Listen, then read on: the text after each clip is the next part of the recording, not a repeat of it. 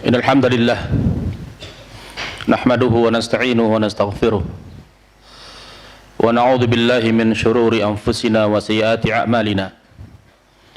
May yahdihillahu fala mudilla lahu wa may yudlil fala hadiya lahu. Asyhadu an la ilaha illallah wahdahu la syarika lahu wa asyhadu anna Muhammadan 'abduhu wa rasuluh. Ya ayyuhalladzina amanu taqullaha haqqa tuqatih wa la tamutunna illa wa antum muslimun.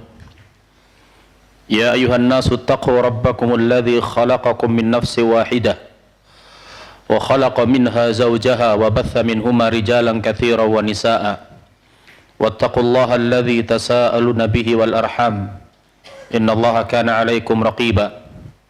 Ya ayyuhalladzina amanu taqullaha wa qulu qawlan sadida yuslih lakum a'malakum wa yaghfir lakum dhunubakum wa may yuti'illaha wa rasulahu faqad faza fawzan 'azima. Fa inna khairal hadithi kitabullah wa khairul huda huda Muhammad sallallahu alaihi wasallam wa syarrul umuri muhdatsatuha wa kullu muhdatsatin bid'ah wa kullu bid'atin dhalalah wa kullu dhalalatin finnar. Amma ba'd, ma'asyiral muslimin, sidang salat Jumat yang dimuliakan Allah Subhanahu wa taala. Allah Subhanahu wa taala memiliki hak dan kehendak untuk memuliakan sebagian tempat, memuliakan sebagian hambanya, dan memuliakan sebagian waktu. Allah Subhanahu wa taala telah memuliakan Makkah dan Madinah sebagai dua kota haram dan menjadikan Baitul Maqdis sebagai tanah yang diberkahi. Allah muliakan sebagian hamba menjadi utusan-utusannya, dan yang termulia dari mereka adalah Muhammad sallallahu alaihi wasallam. Dan Allah Subhanahu wa taala memiliki kehendak dan hikmah ketika memuliakan sebagian waktu dibandingkan waktu yang lain. Allah jadikan sepertiga malam dari setiap malam sebagai waktu di mana Allah Subhanahu wa taala mengabulkan doa hamba-hambanya. Allah muliakan hari Jumat di antara 7 hari yang ada, dan Allah muliakan bulan Ramadan sebagai bulan yang mulia, dan juga bulan Dzulhijjah sebagai hari-hari terbaik beribadah di bulan tersebut. Kaum muslimin, a'azakumullahu jami'an. Salah satu di antara waktu yang Allah muliakan adalah bulan yang kita berada di dalamnya, itu bulan Muharram. Bulan Muharram yang mana bulan ini dimuliakan oleh semua umat, baik Bani Israel ataupun Quraisy dan umat Rasulullah sallallahu alaihi wasallam, yaitu umat Islam, di mana Bani Israel sangat memuliakan bulan Muharram, khususnya 10 Muharram, dikarenakan dia di hari itulah Allah selamatkan Musa dan tenggelamkan Firaun. Dan Quraisy setiap bulan Muharram di hari ke-10 mereka melaksanakan puasa, dan Rasulullah sallallahu alaihi wasallam memuliakan bulan Muharram dengan puasa dan mengkhususkan 10 hari ke-10-nya dengan puasa.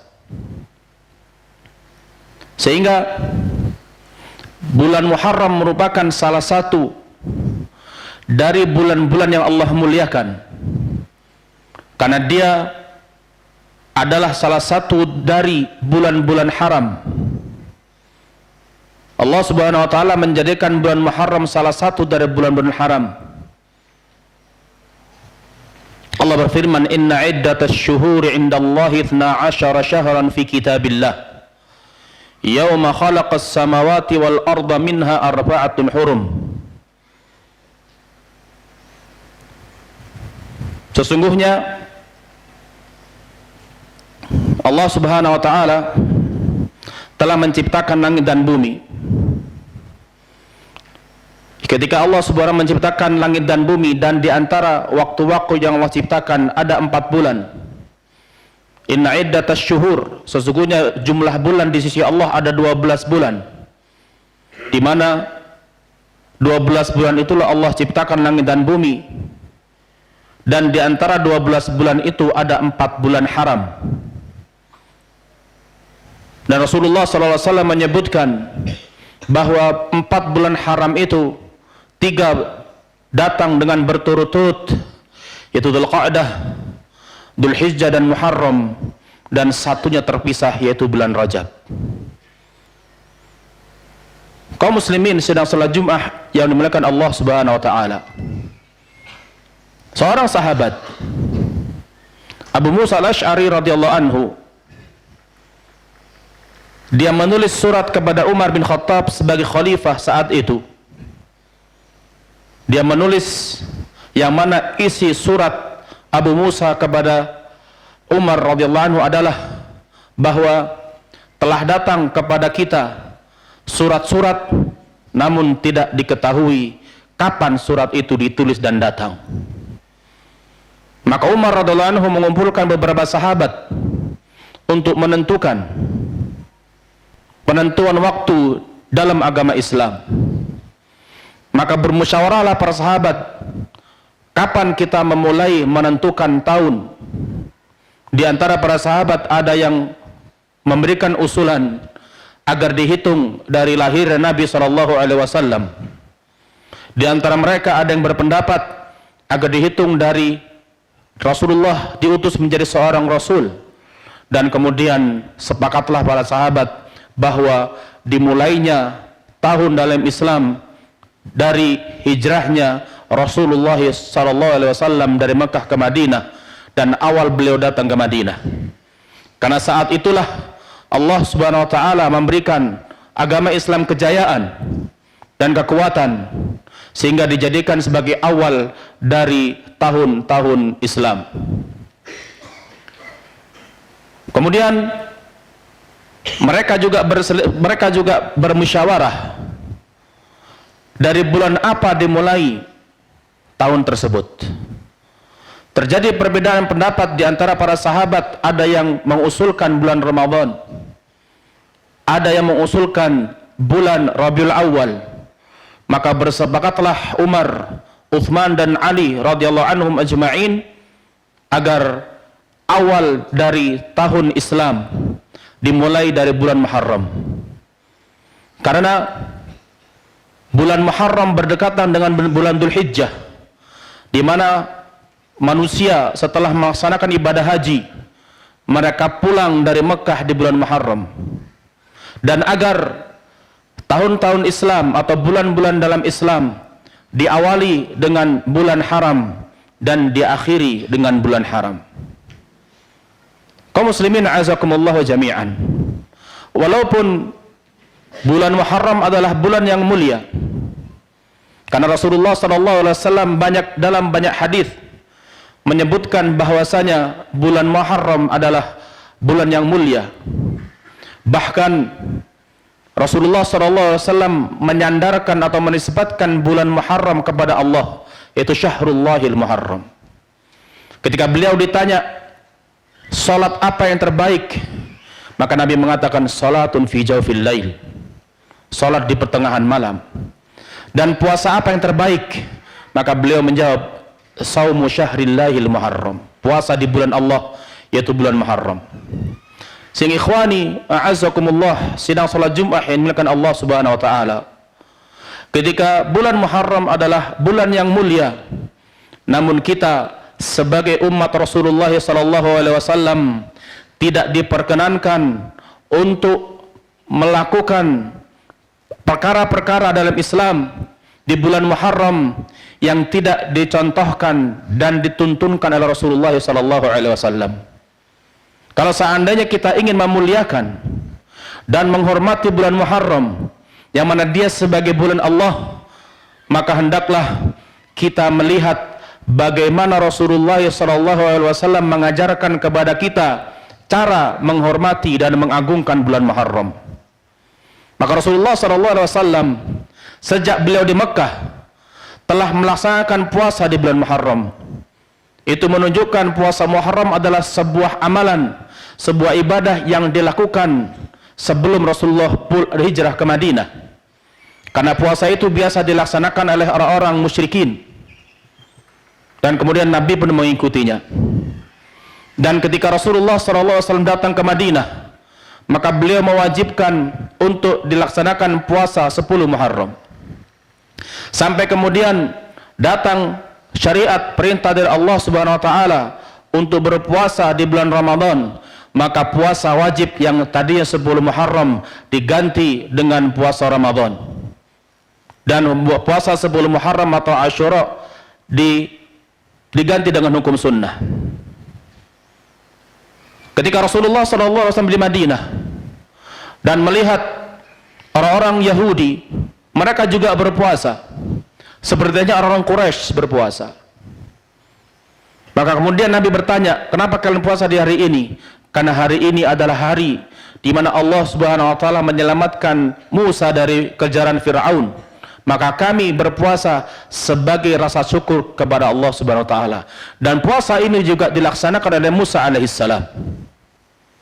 Maka ketika Rasulullah SAW diberitahu oleh orang Yahudi bahwasanya 10 Muharram mereka berpuasa karena Allah telah menyelamatkan Musa dari Firaun, maka Rasulullah SAW memerintahkan umatnya untuk melaksanakan puasa tersebut. Dan ketika Rasulullah SAW memerintahkan para sahabat untuk berpuasa 10 Muharram atau Asyura, sebagian sahabat mengatakan, wahai Rasulullah, itu adalah hari yang diagungkan oleh Bani Israel, Yahudi dan Nasrani. Maka Nabi mengatakan, idza kana al-'amul muqbil sumna al-yawm at-tasi'. Kalau seandainya tahun depan aku masih hidup, maka kita akan berpuasa hari ke-9-nya. Maka Ibnu Abbas menyatakan, belum datang tahun depan, Muharram tahun depan, maka Rasulullah SAW telah didului oleh kematian dan wafatnya. Ikhwani azakumullah, para ulama berbeda pendapat tentang maksud dari sabda Nabi SAW, kalau seandainya tahun depan masih hidup, maka aku akan berpuasa di hari ke-9. Di antara para ulama ada yang mengatakan bahwasanya hari ke-9 Muharram adalah pengganti dari 10 Muharram. Karena 10 Muharram adalah puasanya orang-orang Bani Israel, orang Yahudi, maka Rasulullah SAW mengganti puasa itu dengan 9 Muharram. Sebagian pendapat kedua, dan ini pendapat kebanyakan para ulama, bahwa maksud dari sabda Nabi tahun depan kita puasa tanggal 9 adalah disertakan tanggal 10-nya sebagai bentuk menyelisihi orang-orang Bani Israel atau Yahudi. Adapun puasa yang dilaksanakan setelahnya, yaitu tanggal 11 Muharram, maka tidak diriwayatkan dari Rasulullah SAW dengan sanad atau hadis yang dengan sahih. Bahkan kebanyakan para ulama menyebutkan bahwasanya puasa, sabda Rasulullah SAW mengatakan puasalah sehari sebelumnya dan sehari setelahnya, adalah hadis yang dhaif. Walaupun sebagian ulama tetap menganjurkan untuk dilaksanakan puasa pada hari ke-11. Sehingga kalau seandainya kita lihat dan kita urutkan tentang aturan urutan puasa di bulan Muharram berdasarkan pendapat para ulama, maka puasa Muharram ada 3. Yang pertama adalah puasa 3 hari, yaitu puasa ke-9, hari ke-9, hari ke-10 dan hari ke-11. Dan ini yang diriwayatkan dari Ibnu Qayyim rahimahullah ta'ala, dengan diniatkan dengan puasa lain, yaitu puasa 3 hari dalam sebulan. Namun kalau seandainya kita lihat kepada riwayat bahwasanya hadis yang menunjukkan puasa setelahnya, itu hari ke-11 Muharram, adalah hadis yang dhaif. Yang kedua adalah puasa 2 hari, yaitu ke-9 dan ke-10, dan ini sangat disunnahkan bagi seorang mukmin dalam rangka menyelisihi orang-orang Yahud yang mereka hanya berpuasa di hari ke-10. Dan yang ketiga adalah berpuasa pada hari ke-10-nya. Bila seseorang hanya melaksanakan puasa Muharram hari ke-10 saja, yaitu puasa Asyura, maka cukup baginya puasa itu, walaupun yang terbaik adalah yang kedua, yaitu berpuasa pada hari ke-9 dan hari ke-10-nya. Barakallahu li wa lakum fil Qur'anil azim wa nafa'ani wa iyyakum lima fihi minal ayati wadh-dhikril hakim. Aqulu qawli hadza wa astaghfirullaha li wa lakum wa li sa'iril muslimina min kulli dhanb fastaghfiruhu innahu huwal ghafurur rahim.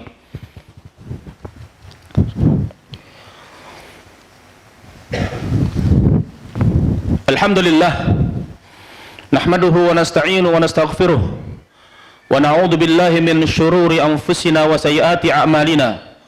Man yahdihillahu fala mudilla lahu wa may yudlil fala hadiya lahu.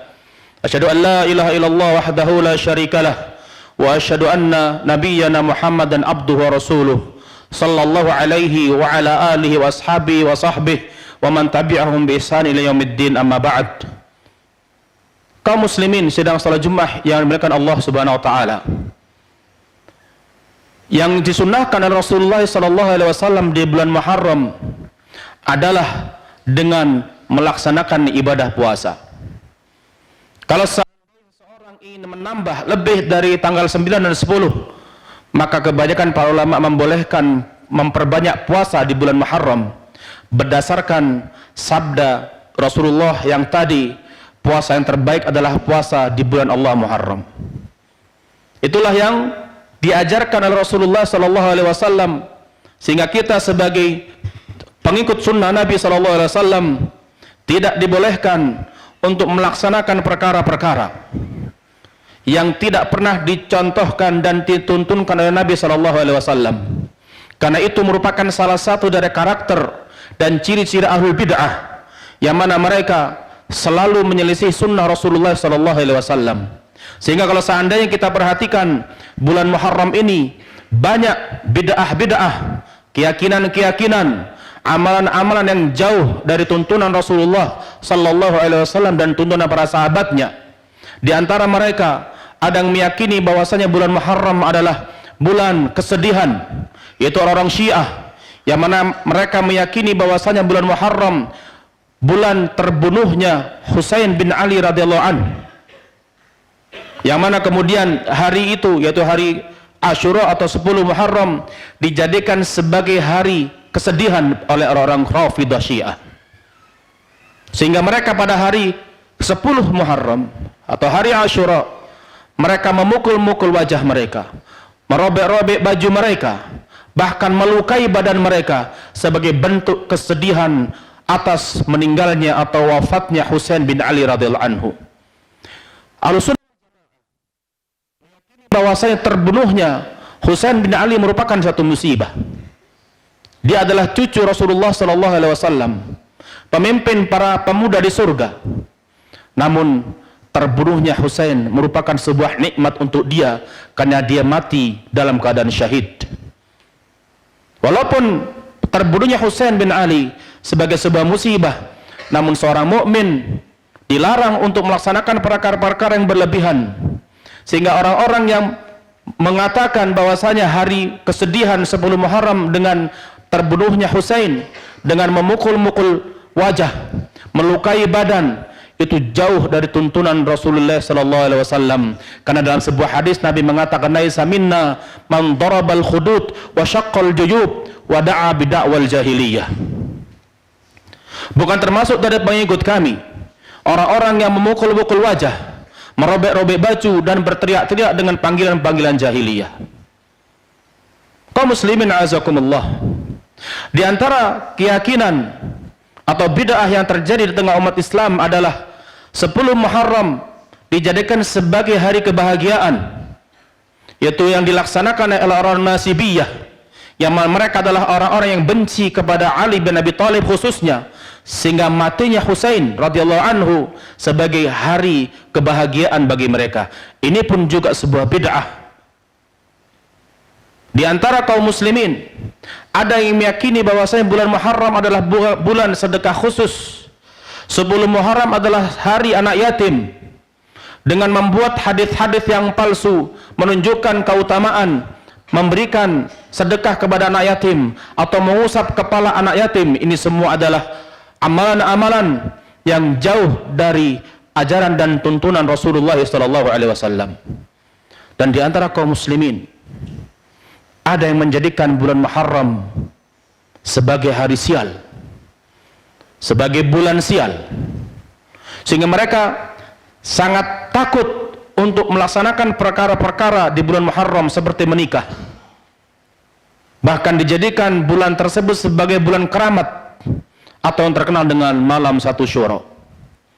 Banyak orang tidak berani keluar, tidak berani melakukan amalan-amalan karena 1 Syuro malam keramat bila berbuat sesuatu akan mendatangkan sial. Kaum muslimin azakumullah, bulan Muharram adalah di antara waktu-waktu yang Allah ciptakan, sehingga kalau seandainya kita meyakini satu bulan tertentu adalah bulan kesialan, itu merupakan sebuah perbuatan yang menyakiti Allah Subhanahu wa taala. Dalam sebuah diskusi Rasulullah bersabda, Allah berfirman, "Yasubbuni yu'dini ibnu Adam." Anak Adam menyakitiku. Yasubbud dahar wa ana ad-dahru biyadiyal amru uqallibul laila wan nahar. Anak Adam menyakitiku, dia mencela masa, padahal akulah yang menciptakan masa. Di tanganku segala urusan, aku yang membolak-balikkan siang dan malam. Sehingga meyakini bahwasanya bulan Muharram khususnya adalah waktu sial, merupakan sebuah perbuatan dosa yang merusak iman dan akidah. Dan kalau seandainya seseorang telah atau meyakini bahwasanya bulan Muharram adalah bulan sial, maka dia telah terjerumus ke dalam kesyirikan. Dan ini yang disebut oleh para ulama oleh Rasulullah SAW dengan tiarah, yaitu meyakini datangnya kesialan dari seseorang ataupun dari suatu waktu. Dan at-tiyah dalam sebuah hadis Nabi mengatakan at-tiyatu syirkun, at-tiyaratu syirkun. Mitos, mempercayai mitos adalah kesyirikan. Dan at-tiyarah atau tatayyur atau mempercayai mitos itu bisa menjadi syirik besar dan bisa menjadi syirik kecil. Ketika seseorang meyakini bahwasanya bulan Muharramlah yang memberikan dan mendatangkan kesialan, maka dia telah melaksanakan syirik besar, karena dia meyakini ada selain Allah yang menentukan dan mendatangkan sebuah madarat.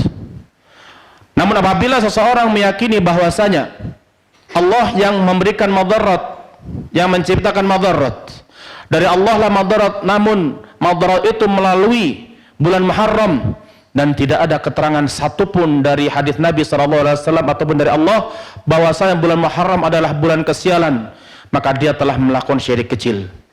Syirik kecil ataupun besar, maka tetaplah itu sebuah perbuatan syirik yang harus dan wajib dijauhi oleh seorang mukmin. Sehingga kaum muslimin azakumullah, sidang salat Jumat yang dimuliakan Allah Subhanahu wa taala, kewajiban kita adalah mengikuti apa yang telah diajarkan Rasulullah SAW. Kalau seandainya Rasulullah SAW tidak pernah mengajarkan kita untuk menyantuni anak yatim di bulan Muharram, maka ketahuilah itu adalah bid'ah ketika kita meyakini dan melakukannya. Bukan berarti kita kemudian tidak boleh menyantuni anak yatim, karena anak yatim butuh disantuni kapanpun, bukan sebatas di bulan Muharram. Begitu pula meyakini tentang bulan Muharram adalah bulan kesedihan, bulan kebahagiaan, dan bulan kesialan merupakan keyakinan-keyakinan yang jauh dari tuntunan Allah Subhanahu wa taala dan Rasulullah sallallahu alaihi wasallam. Maka kewajiban kita adalah kembali kepada agama Allah, kembali kepada Al-Qur'an, kembali kepada sunnah dalam mempelajari akidah. Karena dua perkara itulah yang membuat kita terbebas dari kesesatan di dunia dan di akhirat.